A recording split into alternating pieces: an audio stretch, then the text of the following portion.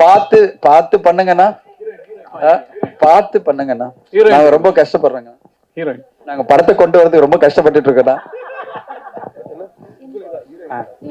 ஆமா விஜயமன் மேடம் இங்க மேடம், இந்த மாதிரி கேரக்டர் பெரும்பாலும் ஒரு பெரிய கமர்ஷியல் ஹீரோயின், நல்ல தெரிஞ்ச ஹீரோயின் கொடுத்தா வேண்டாம் அப்படிம்பாங்க, ரிஸ்கா இருக்கு, நிறைய விமர்சனங்கள் வரும் அப்படிம்பாங்க. அப்புறம் செட்ல நடிக்கிறதும் ரொம்ப கஷ்டம். நீங்க எப்படி தைரியமா அதை ஒத்துக்கிட்டீங்க? எனக்கு இந்த கேரக்டர் பிடிச்சிருந்ததுன்னா அதனால பண்ணிட்டேன், அவ்வளோதான். அது இல்லாமல் அந்த கமர்ஷியல் வேல்யூ இல்லை, இதுக்கப்புறம் எனக்கு படமே வராது அப்படிலாம் நான் அப்போ நினச்சி பார்க்கல. எனக்கு இந்த கேரக்டர் பிடிச்சிருந்தது, நான் பண்ணிட்டேன். இதுக்கப்புறமும் அப்படிதான், எனக்கு பிடிச்ச கேரக்டர்ஸ் வந்தால் கண்டிப்பாக பண்ணும், அவ்வளோதான்.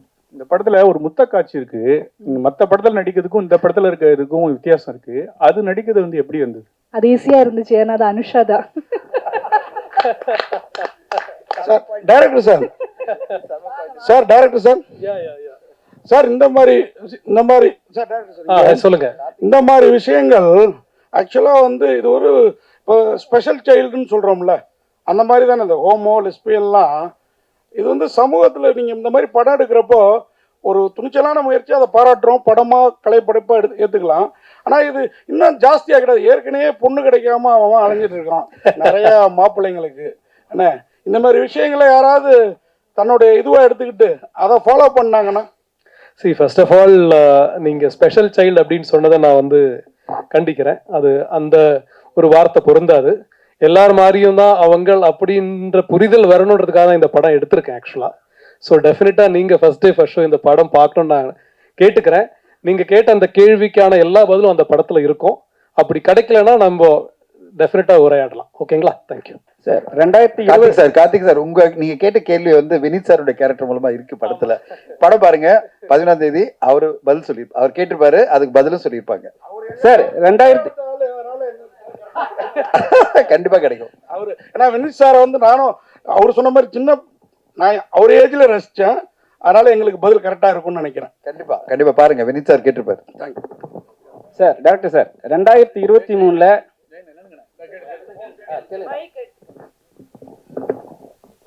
சார் இதில் 2 பெண்ணுங்க காதலிக்கிறாங்க. அவங்க வந்து தனியாக வாழணும்னு சொல்லிட்டு நினைக்கிறாங்க. அதுக்கு அப்பா அம்மா ஒத்துழைக்க மாட்டேங்கிறாங்க. பட் வழக்கமாக ஏற்கனவே நீங்கள் கோட் பண்ண மாதிரி தான் சமுதாயத்தில் வந்து ஒரு ஆண் பெண், ஆணுக்கு ஒரு பெண் அப்படின்னு சொல்லிட்டு தான் இருக்குது. பட் இந்த மாதிரி ஏற்கனவே கார்த்திக் சொன்ன மாதிரி பெண் கிடைக்க மாட்டேது அப்படின்னு சொல்லிட்டுலாம் சொல்கிறாங்க. நீங்கள் வந்து இதை வந்து வற்புறுத்தி சொல்லும்போது நாடு முழுக்க இந்த மாதிரி ஆச்சுனாக்கா அப்புறம் குழந்தை பிறப்பு எப்படி நடக்கும்? அப்புறம் அதுக்கு பிறகு வந்து பெண்கள் அவங்க மட்டுமே குடும்பம் நடத்தலாமா?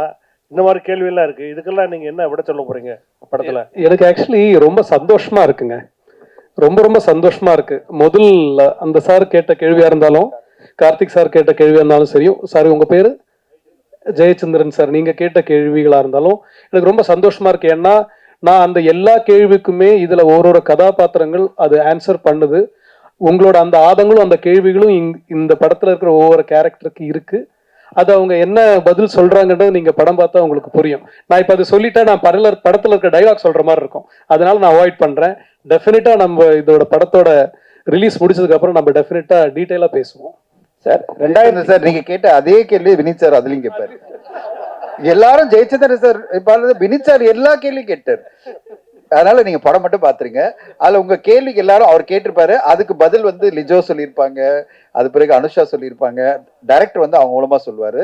நீங்க பாருங்க சார். 2023ல வாழும் தொடரும் இடம் நீதானே, இதே மாதிரி ஒரு ஸ்கிரிப்ட் தான் அந்த படமும். சரிங்களா? அந்த படத்துலயே வந்து ஒரு லாஸ்ட் எண்டிங்ல வந்து ஒரு மக்கள்கிட்ட கொடுத்துருவாங்க அந்த கிளைமேக்ஸை. ஸோ அதே மாதிரி தான் நிறைய படம் நீங்கள் பார்த்தீங்கன்னா மக்கள்கிட்ட கொடுத்துட்றாங்க. ஏன் அது மாதிரி கொடுக்குறீங்க? ஏன்னா உங்களால் தெளிவான ஒரு முடிவு எடுக்க முடியலையா? எல்லாரையும் தான் கேட்குறாங்க, தெளிவான முடிவு எடுக்க முடியலையா? இல்லை ஒரு முடிவு சொன்னால் எல்லாருக்கும் ஏதாவது பிரச்சனை வரும்னு சொல்லிட்டு பண்ண மாட்டீங்களா? பிரச்சனை வரணும்னு நினச்சிருந்தா நான் இந்த கதையை எடுத்து எழுதியிருக்கவே மாட்டேன், பண்ணியிருக்கவே மாட்டேன். இது பிரச்சனையாக இருக்குன்றதுனால தான் நான் அந்த கதையை பண்ணேன். சரிங்களா? இந்த படத்தில் நான் வந்து ஒரு ஓப்பன் ஹேண்டடாக விடலை. இந்த படம் பார்த்தா உங்களுக்கு ரொம்ப தெளிவாக புரியும். அதோட ஏன்னா நான் இப்போ சொல்ல முடியாது. படம் ரிலீஸ்னா நம்ம ரொம்ப டீட்டெயிலாக பேசியிருக்கலாம். டெஃபினட்டாக இது வந்து ஓப்பன் ஹேண்டட் படம் கிடையாது. எல்லா கேரக்டருக்கும் அவங்களோட மோட்டிவேஷன்ஸ்க்கான எண்டு இந்த படத்துல இருக்கும். ஒரு ஸ்கிரீன் பிளே நம்ம அமைக்கும் போது அப்படிதான் இல்லையா? ஒரு கதையை இல்லை ஒரு கதாபாத்திரத்தை எடுத்து அவங்களோட ஒரு பிரச்சனையை அந்த கதை வழியா நம்ம சால்வ் பண்ணி அவங்களுக்கு ஒரு நிறைவை கொடுப்போம். நிறைவை கொடுக்குறோம் அப்படின்றது என்னன்னா அந்த கதாபாத்திரோட தொடக்கமா இருக்கும். அது ஒரு கதையோட ஆரம்பம் தான் அதோட எண்ட் ஆக்சுவலா. ஸோ அந்த மாதிரி தான் இந்த படம் இருக்கும். டெஃபினட்டா ஓப்பன் எண்டட் கிடையாது சார். இப்போ லெஸ்பியன் ஸ்டோரினாவே நீங்கள் பார்த்தீங்கன்னா மேரேஜ் பண்ணிக்கிறாங்க சரிங்களா, 1 இயரோ 6 மந்த் சம்திங் தான் வாழ்றாங்க கூடவே. அதுக்கப்புறம் நிறைய பிரச்சனைகள் சொல்லி அவங்களே பிரிஞ்சிடுறாங்க. ஸோ இவங்களுக்குலாம் வந்து ஒரு சொல்யூஷன் இருக்கும் அந்த படத்தில். ஏன்னா நிறைய பேர் வந்து நிறைய படம் எடுத்துட்டாங்க இதே மாதிரி, ஆனால் கடைசி வரைக்கும் சொல்யூஷன் கொடுக்கவே மாட்டாங்க. இப்போ இருக்கிற லெஸ்பியனுக்கு இந்த படம் வந்து சொல்யூஷன் கொடுக்குமா? நீங்க கேட்குற கொஸ்டின் வந்து ஆக்சுவலி லெஸ்பியன் சார்ந்தது கிடையாது, காதல் சார்ந்தது. காதலிக்கிறவங்க எல்லாரும் சேர்ந்து இருக்கிறாங்களா? இல்ல இல்லையா? ஆக்சுவலா நல்லா கேட்டுங்க. இது காதலுக்கும் லெஸ்பியனுக்கும் நிறைய வித்தியாசம். ஆனா உங்களோட பார்வையில் அது மாதிரி, எங்களோட பார்வையில் இது மாதிரி சரிங்களா. லெஸ்பியன் என்னன்னா அவங்களுக்குள்ள உள்ள வந்து லவ், நீங்க சொல்றீங்க லவ்ன்றீங்க, ஆனா வந்து வெளியே வந்து பேசும்போது சம்திங் பண்ணும்போது டோட்டலாவே அவங்க சண்டை போட்டுக்கிறாங்க. லவ் பண்ணும்போது ஈஸியா இருக்கு, அப்புறம் வந்து மேரேஜ் பண்ண பிறகு கொஞ்சம் கஷ்டப்படுறாங்க. அது கிளீனா வெளியே நம்ம காட்டுறாங்க. ஸோ அதை பத்தி இருக்கா? இது வந்து மேரேஜ் பத்தி எல்லாம் இல்லைங்க. இது வந்து இந்த பர்டிகுலர் ரிலேஷன்ஷிப் பத்தியான புரிதல் தான் இந்த படம். காதல் என்பது பொது உடமே சொல்லியிருக்கோம், யார் வேணா காதலிக்கலாம் அப்படிதான் இந்த படம். நீங்க கேட்குற இந்த கேள்வி வந்து எல்லா ரிலேஷன்ஷிப்லயும் இருக்கு. ஆண் பெண் காதல்லையும் இதே பிரச்சனை இருக்கு. கல்யாணம் பண்றாங்க, லவ் பண்றாங்க, வருஷக்கணக்கு லவ் பண்றாங்க, கல்யாணம் பண்ண அடுத்த நாள் டிவோர்ஸ் ஆகுது, 6 மாசத்துல டிவோர்ஸ் ஆகுது, 25 வருஷம் ஒன்னா இருந்தவங்க டிவோர்ஸ் ஆகுறாங்க. ஸோ இந்த லவ் அண்ட் ஹேட் ரிலேஷன்ஷிப் மனிதருக்குள்ள இருந்துகிட்டே தான் இருக்கு. அப்பதான் வாழ்க்கை முன்னாடி போகும். ஒன்று ஸ்டாண்டர்டா நிக்காது இல்லையா? ஸோ இந்த படத்துல வந்து நம்ம அதை பத்தி பேசல. இதுவும் சரிதான், உங்களை மாதிரி நாங்களும் காதலிப்போம், நாங்களும் சண்டை போடுவோம், பிரிவோம், ஒன்னா இருப்போம் அப்படின்னு சொல்லக்கூடிய ஒரு படம் தான் இது. ரோஹிணி மேடம், எந்த காதல்னாலும் ஒரு கட்டத்தில் வந்து கல்யாணத்தில் போய் நிற்கணும். இந்த மாதிரி ஹோமோசெக்சுவல் வந்து சில நாட்டில் சட்டப்பூர்வமான அனுமதி இருக்கு, நம்ம நாட்டில் சுப்ரீம் கோர்ட் இதுலேயே வந்து அனுமதி இல்லை. இந்தியா மாதிரி நாட்டுக்கு வந்து இது வந்து மேரேஜ் வந்து லீகலாக வேணும் அப்படின்னு நினைக்கிங்களா இந்த ரிலேஷன்ஷிப்? அதுக்கு தான் வந்து அவங்க போராடிட்டு இருக்காங்க இல்லையா? என்ன வேணும் என்ன வேணாம் அப்படின்றது சொல்றதுக்கான நான் அதுக்கு உண்டான அத்தாரிட்டி கிடையாது. ஆனா ஒருத்தருக்கும் இருக்கிற உணர்வுகளை மதிக்கணும் அப்படின்றத நான் சொல்றேன். அப்புறமா வந்து இதை பார்த்துட்டு இப்படி மாறுவாங்க அப்படின்றது வந்து தவறான ஒரு கருத்துங்க. ஏற்கனவே அந்த மாதிரியான உணர்வுகளோட இருக்கிறவங்க அதை வெளியே சொல்ல முடியாம தவிக்கிறவங்க தான் வந்து இப்ப சொல்லலாம் போல இருக்கு. அது வந்து கம்மிங் அவுட் அப்படின்னு சொல்லுவாங்க இங்கிலீஷ்ல. கம்மிங் அவுட் அப்படின்ற இடத்துக்கு போகலாம் போல இருக்கு அப்படின்ற ஒரு தைரியம் வேணும்னா நம்ம சமூகம் கொடுக்குற இடத்துக்கு போகும் அப்படின்னு நினைக்கிறேன். தன்யன் சார், மேடம் சார், இப்போ வந்து நீங்களே வந்து இந்த வீக் வந்து 2 படம் 2K கிட்ஸ், அது வந்து love tone Singh 2K 90 something போகுது படம். இப்போ வந்து இந்த படம் நீங்கள் லெஸ்பியன். ஆனால் என்னன்னா February 14 ரிலீஸ் பண்ண காரணம் என்ன? முதல்ல ஏன்னா லவ்வர்ஸ் தான் வந்து நிறைய அவஸ்தைப்படுறானுங்க பொண்ணு கிடைக்காம. அண்ணன் சொன்ன மாதிரி பொண்ணு கிடைக்காம அவ்வளவு பேர் அவஸ்தைப்படுறாங்கன்னு நல்லா சொல்றீங்க. ஒன்னே ஒன்று சொல்லிடுறேன். இந்த படம் வந்து நாங்க நவம்பர்ல டிசைட் பண்ணும் போதே அவர் ஒன்னே ஒரு தான் சொன்னாரு. அன்னைக்கு சொன்னாரு, சார் இது வந்து வேலண்டைன்ஸ் டே நாங்க கொண்டு வரணும்னு ஆசைப்பட்ட படம் இல்ல, காதல் என்பது பொது உடைமைன்னு சொல்லிட்ட பிறகு நான் வேலண்டைன்ஸ் டே 2024 கொண்டு வரணும் ட்ரை பண்ணேன் சார். அப்போ ப்ரொடியூசர்ஸ்க்கு சில சிக்கல்னால கொண்டு வர முடியல. அட்லீஸ்ட் 2025 நீங்க லவர்ஸ் டே கொண்டு வந்துடலாம் சார், ஏன்னா அதுதான் சரியான டேட் இந்த படத்துக்கு, it's a tribute to lovers அப்படின்னாரு. சரி சார், நம்ம வந்து February 14 வந்துடலாம்னு சொல்லிட்டு நாங்கள் February 14 அனௌன்ஸ் பண்ணிட்டு அப்பயே அனௌன்ஸ் பண்ணிட்டு எல்லாம் பண்ணிட்டே இருந்தோம். 2K லவ் ஸ்டோரி வந்து ஜனவரியில எங்கிட்ட வந்து சுசீந்தர் சார் படத்தை காமிக்கும் போது அதுவும் வேலண்டைன்ஸ் டே படம் தான். ஏன்னா அது வேற மாதிரியான லவ் சொல்லுது. அந்த படத்தை பாத்தீங்கன்னா அது வேற ஒரு புரிதல். இந்த 2K ஜெனரேஷன் லவ் எப்படி அணுகுறாங்க அப்படின்றத ரொம்ப மெச்சூர்டா ரொம்ப பிரமாதமா வந்து சுசீந்தர் சார் சொல்லியிருக்காரு. அந்த கதையை முடிச்சு நான் படம் பார்த்த உடனே நான் என்கிட்ட சொன்னாரு, சார் நீங்க ரிலீஸ் பண்ணுங்க சார், ஏற்கனவே ஒரு படம் நான் பண்ண போறேன் வேலண்டைன்ஸ் டேக்கு அப்படின்னு. இல்ல சார், எனிவே நாங்க வேலண்டைன்ஸ் டே கொண்டு வரணும் பிளான் பண்ணிட்டோம், நீங்க நடுவில் இருங்க, 2 படத்தையும் உங்களால மேனேஜ் பண்ண முடியும்னாரு. உண்மையிலே சேலஞ்சா தான் இருக்கு எனக்கு. ஏன்னா 2 பேரையும் மேனேஜ் பண்ணணும், 2 ப்ரொமோஷனும் பார்க்கணும், 2 ஈவெண்ட் அரேஞ்ச் பண்ணணும். ஆனா 2 வேற விதமான படங்கள், ஒரே மாதிரி படங்கள் இல்ல, அது வேற மாதிரியான ஒரு கான்செப்ட் படம். இது எனக்கு மனசளவுல ஆத்மார்த்தமான ஒரு படம். மனசளவுல ஆத்மார்த்தமான படம்னா சில படங்கள் நம்ம நெஞ்சில வந்து ஆழமா பதியும், அந்த மாதிரி ஒரு படம் அது. அது இந்த கால யங்ஸ்டர்ஸ் எப்படி வந்து காதல் அணுகுறாங்கன்றத பார்க்கும்போது ஒரு நம்பிக்கை கொடுக்குற அந்த படம் அது 2K லவ் ஸ்டோரி. இந்த படம் மனசளவுல நம்மளை வந்து ரொம்ப பாதிக்குது. மனசளவுல வந்து இந்த ஒரு கம்யூனிட்டின்னு அப்படின்னு நம்ம ஒதுக்கிடாம அவங்க பார்ட் ஆஃப் அவர் ஃபேமிலி, நம்ம ஃபேமிலி தான் அவங்க. அவங்களுக்கு ஒரு உணர்வு இருக்குல்ல. படம் ஃபுல்லா உணர்வுகளை பத்தி தான் அந்த படம் பேசும். உணர்வுகளை புரிஞ்சுக்கிட்டீங்கன்னா உங்களுக்கு வந்து எல்லாமே எம்பத்தி பண்ணுவீங்க. நீங்க வந்து இவங்களை ஒதுக்கி வைக்கிற ஒரு கம்யூனிட்டி கிடையாது, இல்ல அந்த செக்மெண்ட் கிடையாது. எல்லாருமே நம்மள சார்ந்தவங்க தான், அவங்களும் நம்மளோட இருக்கிறவங்க தான். அந்த உணர்வுகளோட நம்ம ஒத்துக்கணும் அவங்கள அப்படின்றதுக்காக இந்த படம் ரொம்ப அருமையா வந்திருந்தது. பார்த்த உடனே நானும் என் மனைவி தான் பார்த்தோம். இது வந்து நான் அது ஒரு மேல் பெர்ஸ்பெக்டிவ் அப்படின்லாம் இல்லை, என் மனைவிங்க வந்திருக்காங்க. நாங்கெல்லாம் பார்த்த உடனே இந்த படம் வந்து நல்லா இருக்கு, இந்த படம் நம்ம கண்டிப்பா மக்கள் மத்தியில கொண்டு செல்லணும் அப்படின்னு ஆசைப்பட்டு கொண்டு வந்திருக்கோம். ஊடக நண்பர்கள் துணையோட, மக்களோட துணையோட இந்த படம் வந்து பரவலான மக்களை ரீச் பண்ண நம்புறேன். ஒரே விஷயம் சொல்ல, இன்னைக்கு காலைல நான் டிஸ்ட்ரிபியூட்டர் கிட்ட நான் பேசியிருந்தேன், எங்க டீம் ஃபுல்லா, தமிழ்நாடு ஃபுல்லா. அவங்க சொன்னாங்க, காதல் வந்து பொது உடைமை பத்தி எல்லா ஸ்கிரீனும் வந்து போடணும்னு ஆசைப்படுறாங்க, இந்த படத்துக்கு ஏதோ ஒரு விஷயம் இருக்கு அப்படின்னு நம்புறாங்க அப்படின்னாங்க. நான் சொன்னேன், மல்டிபிளெக்ஸ்ல எல்லாம் இந்த படம் கண்டிப்பா வரணும், மக்கள் மத்தியில இந்த படத்துக்கு ஒரு எதிர்பார்ப்பு இருக்கு, அந்த ஒரு நல்ல ஒரு நம்பிக்கை இருக்கு. அந்த நம்பிக்கை ஏற்ற மாதிரி நீங்க படம் பார்க்கும்போது நீங்க கண்டிப்பா சொல்லுவீங்க நம்புறேன். ஏன்னா இந்த படத்தை பார்த்த சில ஊடக நண்பர்கள், இப்போ சில பேர் தான் பார்க்க முடிஞ்சது. ஏன்னா நாங்க வந்து ஒரு இன்ஃபுளுசர்ஸ் இல்ல, ஃப்ரெண்ட்ஸை கூப்பிட்டு படம் காமிக்கும் போது அவங்க எல்லாருமே சொன்னாங்க, சார் அருமையான படம் கொடுத்துருக்கீங்க அப்படின்னாங்க. அது நீங்களும் சொல்வீங்க நாளன்னைக்கு அப்படின்னு நான் நம்புறேன். நீங்களும் சொன்ன பிறகு அது கண்டிப்பா மக்கள் மத்தியில போய் சேரும், மக்களும் அதே மாதிரி சொல்லுவாங்க. அதுக்கு பிறகு இந்த படம் அதுக்கான ஆடியன்ஸை போய் ரீச் பண்ணிடும் நம்பிக்கையோட தான் காத்திருக்கிறோம். மேடம், ரோகிணி மேடம், நீங்க பேசுறப்ப சொன்னீங்க இந்த மாதிரி மாறிடுவாங்க அப்படிங்கிறதெல்லாம் நான் ஏற்றுக்க மாட்டேன் அப்படின்ட்டு, அது அவங்களுக்குள்ளார உள்ளது. அப்படின்னா அது ஒரு திருநங்கை மாதிரி, ஒரு ஸ்பெஷல் சைல்டு மாதிரி அவங்களுக்குள்ள பர்டிகுலர் கேரக்டர் தானே, டேரக்டர் இல்லைன்றாரு. இருங்க, உங்கள்கிட்ட இன்னொரு கேள்வியும் கேட்டுறேன். இப்போ நான் ஹாஸ்டலில் இருந்திருக்கிறேன், ஒரு 3 வருஷம் ஊட்டியில் படிச்சிருக்கிறேன். அப்போ நமக்கும் நம்ம ஃப்ரெண்ட்ஸுங்க சில தடம் மாதிரி போயிருக்குது. ஆனால் திருப்பி எல்லாருமே இப்போ ஃபேமிலி மேனாக கல்யாணம் பண்ணிட்டு குழந்தை குட்டி பார்த்துட்டு வாழ்ந்துட்டு தான் இருக்கிறாங்க. ஓகேங்களா? இந்த மாதிரி படங்கள் அந்த மாதிரி மாற்றுறதுக்கு வாய்ப்பு இல்லையா? நீங்கள் சொன்னதுனால சொல்கிறேன், இவருக்கும் அதே கேள்வி தான் கேட்குறேன். ஏன்னா என்கிட்ட ஒரு ஸ்பெஷல் சைல்டு பையன் இருக்கிறான். ஹரிதாஸ் பார்த்த பிறகு இவனை எப்படா வளர்க்க போகிறோங்கிற பயம் இருந்தது, இப்போ வளர்த்துக்கிட்டு இருக்கான் நல்லாவே. ஸோ அந்த மாதிரி இந்த மாதிரி பசங்களை வச்சுருக்க பேரண்ட்ஸுக்கு இந்த படம் ஒரு ஆறுதலாக, இந்த மாதிரி இருந்தாலும் ஏற்றுக்கோங்க அப்படிங்கிற முடிவை தருமா, அதையும் கேட்குறேன். பேசிக்கலி இது வந்து ஃபேமிலிஸ்க்கான ஒரு படம் தான்.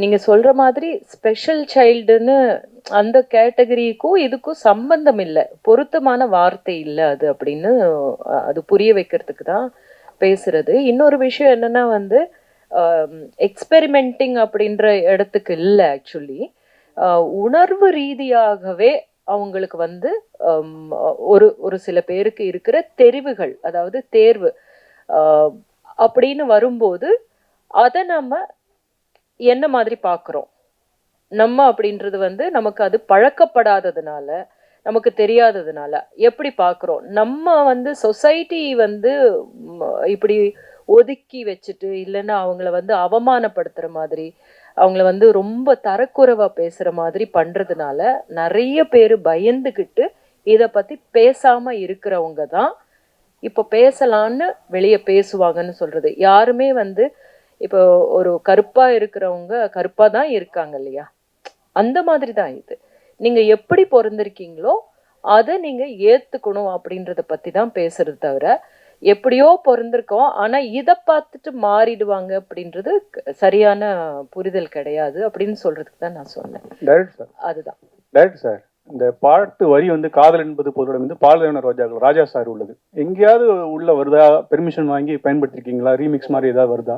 ப்ரமோல மட்டும்தான் இருக்கு, படத்துல அந்த பாட்டு யூஸ் பண்ணல. ப்ரமோக்கு பர்மிஷன் கொடுத்தாங்க.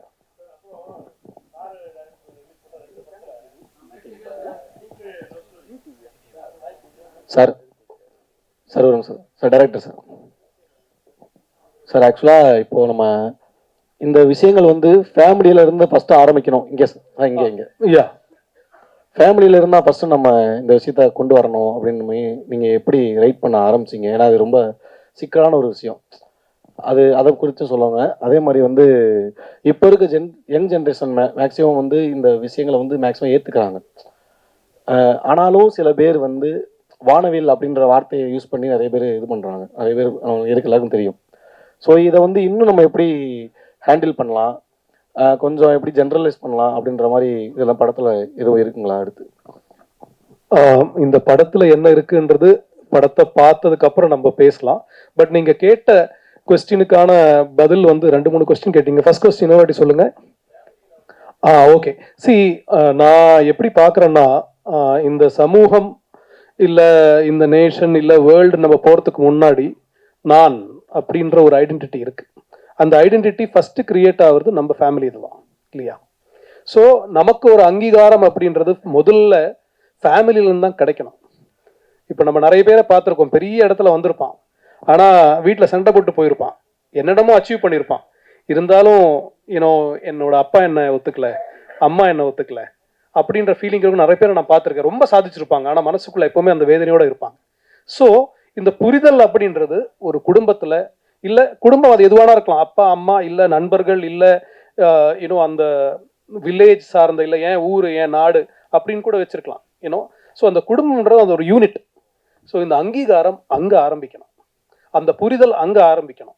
இந்த படத்துல வந்து சாம் அப்படின்ற கேரக்டர் இவங்க பண்ணியிருக்காங்கன்னா அவங்களோட ப்ரொட்டஸ்ட், அவங்களோட ஃபைட் வந்து அவங்க காதலுக்காக என்னன்னா உலகத்துக்கு கூட கிடையாது, என் அம்மா என்ன புரிஞ்சுக்கணும், அவ்வளவுதான். அதுதான் இந்த கதை.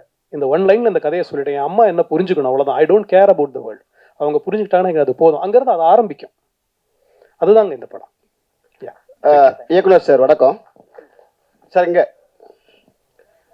சமீபத்திய படங்கள் பார்த்தீங்கன்னா இப்போ லெஸ்பியன் ஊக்குவிக்கிற மாதிரியும், இப்போ லாஸ்ட்டாக கூட ஒரு படத்தோட ட்ரெய்லரில் பேசியிருந்தாங்க, பெண்கள் எங்கே வேணாலும் போகலாம், யார் கூட வேணாலும் சுற்றலாம் அப்படின்ற மாதிரியும் ஒரு கதைகள் அமைஞ்சு ஒரு படம் பேட் கேர்ள்னு வரப்போகுது. சமீபத்தில் இந்த மாதிரி படங்கள் வர்றதுனால நாட்டில் ஏதாவது சீர்குலைவுகள் ஏற்படாது, நம்ம கலாச்சாரம் கெட்டு போகும் அப்படின்னு நினைக்க மாட்டீங்களா சார்? டெஃபினட்டா கிடையாதுங்க. ஏன்னா ஒரு கலாச்சாரத்துல இருந்து தான் ஒரு கதை உருவாகுது, ஒரு கலாச்சாரத்துல இருந்து தான் ஒரு கதை உருவாகுது. நம்ம வாழ்வியல் இருந்து தான் ஒரு படத்தை நம்ம உருவாக்குறோம், இல்ல கவிதை உருவாகுது, இல்ல புத்தகம் உருவாகுது. ஸோ ஒரு ரெஸ்பான்சிபிளான கலேஷ், ஒரு ரெஸ்பான்சிபிளான ஒரு கதையும் ஒரு ஆடியன்ஸும் ஒரு செட் ஆஃப் கலைஞர்களும் சேர்ந்து ஒரு படைப்பை கொடுப்போம், நம்ம அதை பத்தி யோசிப்போம், சரிங்களா?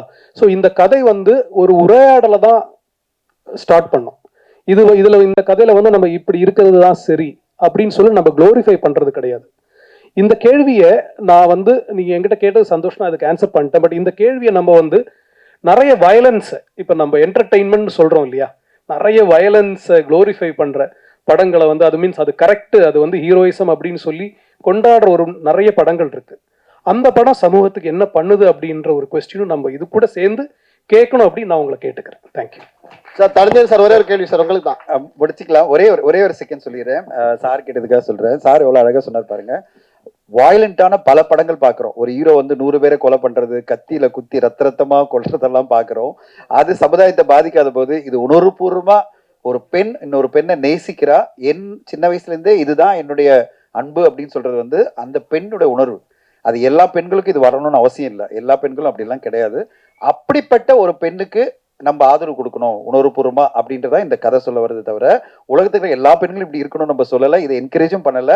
இன்ஃபேக்ட் வினித் சார் கேரக்டர் மூலமா, ரோஹிணி மேம் கேரக்டர் மூலமா பல கேள்விகள், உங்களுக்கு இருக்க எல்லா கேள்விகளுக்கும் அந்த கேரக்டர்ஸ் பதில் சொல்லும். இது லிஜோமல் கேரக்டர், அதாவது அந்த சாம் என்ற கேரக்டரும் அனுஷா வந்து கேரக்டர் நந்தினி கேரக்டர்லையும் அவங்க பதில் சொல்லுவாங்க. கடைசியில உணர்வுபூர்வமா புரிய வைப்பாங்க ஆடியன்ஸ்க்கு, இது எங்களுடைய உணர்வுகள், இந்த உணர்வுகளை நீங்க ஏத்துக்கணும் அப்படின்ற மாதிரி அவங்க சொல்றாங்க. இந்த இது வந்து ஒரே ஒன்று சொல்லிடுறேன், ஊடக நண்பர்களுக்கு, நாங்கள் வந்து சென்சர் போகும்போது நீங்க கிட்ட மாதிரி தான் முதல்ல சென்சர் நாங்கள் போறோம், அதுல இருந்து ஒரு அப்ஜெக்ஷன் வந்துட்டே இருந்தது. அதில் ஒருத்தர் வந்து ரொம்ப அப்ஜெக்ட் பண்ணிட்டே இருந்தாங்க, இது ஏ சர்டிஃபிகேட் கொடுக்கணும் படம், ஏன்னா இது வந்து ஒரு குறிப்பிட்ட சமுதாயத்தை மட்டும்தான் இது வந்து ஏற்றுக்க முடியும் அப்படின்னு சொல்லும்போது நானும் டைரக்டர் உட்கார்ந்துருக்கோம். நாங்கள் பிடிவாதமாக சொன்னோம், இது எல்லா தரப்புக்குமான ஒரு படம், எல்லா குடும்பங்களும் பார்க்கணும், அதனால நாங்கள் ரிவைசிங் கமிட்டி போகிறோம் அப்படின்னு சொன்னோம். ரீஜனல் ஆஃபீஸர் சொன்னார், சரி ரிவைசிங் கமிட்டி போங்க அப்படின்னாங்க. இன்ஃபேக்ட் எங்களுக்கு என்ன சொன்னாங்க, அடல்ட் ஏ சர்டிஃபிகேட் கொடுத்து பல கட்ஸ் கொடுக்குற அப்படின்னாங்க. நாங்கள் என்ன சொன்னோம், இல்லை இதில் எங்களுக்கு இதை ஏற்றுக்கொள்ள முடியாதுன்னா ரிவைசிங் கமிட்டி போகலாம். நாங்கள் ரிவைசிங் கமிட்டியில் 10 பேர் பார்த்தாங்க, 6 பேர் பெண்கள், ஒரு ஒப்பனாசில் 6 பேர் பெண்கள், 4 பேர் ஆண்கள். படம் பார்த்து முடிச்ச உடனே 6 பேருமே குடும்பஸ்தர்கள். ஒரு ஒப்பனா சொல்லிடுறேன், குடும்பஸ்தர்கள்னா குடும்பம், அவங்களுக்கு குழந்தைகள் இருக்கு, எல்லாருமே நான் பார்த்த உடனே உள்ள போகும்போது தான் ஓ இவங்கெல்லாம் வந்திருக்காங்களா, அதாவது முக்கியமான ஆளுமைகள்லாம் வந்திருக்காங்க. ஏன்னா ரீஜனல் ஆஃபீஸர் முக்கியமான ஆளுமைகளை கூப்பிட்டுருக்காங்க, ஏன்னா இது ஒரு சென்சிட்டிவான படம், நீங்க வந்து பாருங்க அப்படின்னு ரிவைசிங் கமிட்டியில. அந்த ரிவைசிங் கமிட்டி உள்ள கூப்பிட்ட உடனே நம்ப மாட்டீங்க, நான் எக்ஸாசரேட்டே பண்ணல, உள்ள போன உடனே UA 16+ நோ கட்ஸ், படத்தை ரிலீஸ் பண்ணுங்க, சூப்பரா பண்ணிருக்கீங்க நாங்க. இதை விட எங்களுக்கு என்ன ஒரு அங்கீகாரம் வேணும்? அவங்க என்ன சொன்னாங்க, நான் நினைச்ச UA நாங்க கேட்டது UA, அதுல ஏதோ கட்ஸ் கொடுக்க போறாங்கன்னா ஒரு கட்ஸும் கிடையாது, நாங்கள் அவ்வளோ ரசித்தோம் இந்த படத்தை. இவ்வளோ மெச்சூரிட்டியான ஒரு படத்தை கொடுத்துருக்கீங்க. எல்லா ஃபேமிலியும் பார்க்க வேண்டிய படம். இது எதுக்கு ஏ சர்டிஃபிகேட்டு யூஏ தான், நீங்கள் படத்தை கொண்டு போங்க, ரிலீஸ் பண்ணுங்க அப்படின்னு உடனே எழுந்துங்க போங்க அப்படின்னாங்களா. நாங்களாம் அப்படியே பிரமிப்பாக உட்காந்து பார்த்துட்டு இருந்தோம். 4 பேரும் அப்படியே எழுந்து வந்தோம். கண்டிப்பாக அந்த உணர்வுபூர்வமா இந்த படத்துல நீங்க மட்டும் கொஞ்சம் ஒன்றிட்டீங்கன்னா அந்த ப்ரெஸ் ஷோல அப்படி முடியும் போது நீங்களும் இதே வார்த்தை அந்த சென்சர் ஆஃபீஸர்ல இருந்த எல்லா போர்டும் சொன்ன மாதிரி எங்களுக்கு அந்த அங்கீகாரம் கொடுப்பீங்க நம்பிக்கையோட காத்திருக்கிறோம். வெகு விரைவில் உங்களுக்கு படத்தை காமிக்கிறோம். சார் உங்களுக்கு கடைசியா ஒரு கேள்வி சார், உங்களுக்கு மட்டும்தான் சார். லாஸ்டா 2K கிட்ஸ் நம்ம ஆடியோ அந்த படம் வேண்டாம், இந்த படத்தை பத்தி பேசுவோம். பேசல சார், அதை பத்தி பேசல. நீங்க ஒரு கொஸ்டின் வச்சீங்க சார், படம் வெளியாகிற படங்கள்ல 93% ஃபிளாப் ஆகுது, 3% தான் ஹிட் ஆகுது அப்படின்னு சொல்லி 7% தான் ஹிட் ஆகுதுன்னு சொல்லியிருந்தீங்க.